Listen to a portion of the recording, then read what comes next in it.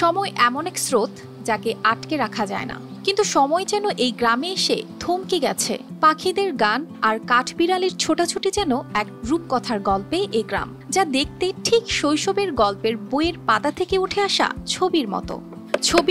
এই মোহনীয় রূপকে কেউ কেউ বাস্তবে রূপ দিতে চান। তেমনই এক মানুষ হলেন এই শিল্পী।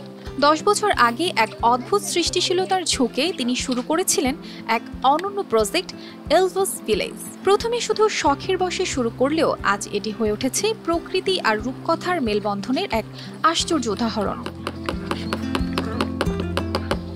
হাঙ্গেরির বুদাকালাস শহরে তামাসকান্না একটি ছোট্ট মায়াবী গ্রাম তৈরি করেছেন।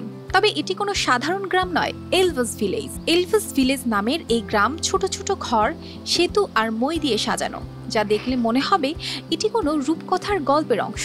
সবচেয়ে মজার ব্যাপার হলো, পুরো গ্রামটি তৈরি করা হয়েছে শুধু জৈব উপাদান ব্যবহার করে। ঘাস, কাঠ, মাটি সবকিছু প্রকৃতির সঙ্গে মিল রেখেই সাজানো হয়েছে।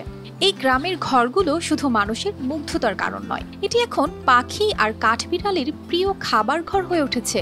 প্রতিদিন এখানে আসা দর্শনার্থীরা শুধু রূপকথার ছোঁয়া পান না, বরং প্রকৃতির সঙ্গে এক অপূর্ব সংযোগ অনুভব করেন।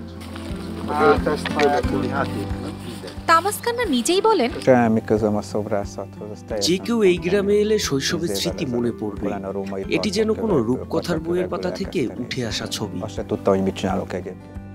দর্শনার্থীদের মতে এই জায়গাটি তাদের ছোটবেলার গল্পের বইয়ের পাতায় ফিরে যাওয়ার মতো অনুভূতি দেয়। শিশু থেকে বৃদ্ধ সবাই এখানে এসে হারিয়ে যান সেই সোনালী দিনের স্মৃতিতে।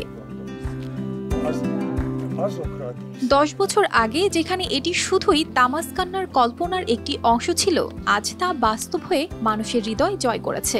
এলভাস ভিলেজ যেন প্রকৃতি, শৈশব আর রূপকথার গল্পকে এক সুতোয় বাঁধার এক অসাধারণ প্রয়াস, যেখানে রূপকথার গল্প সত্যি হয়ে ধরা দেয়।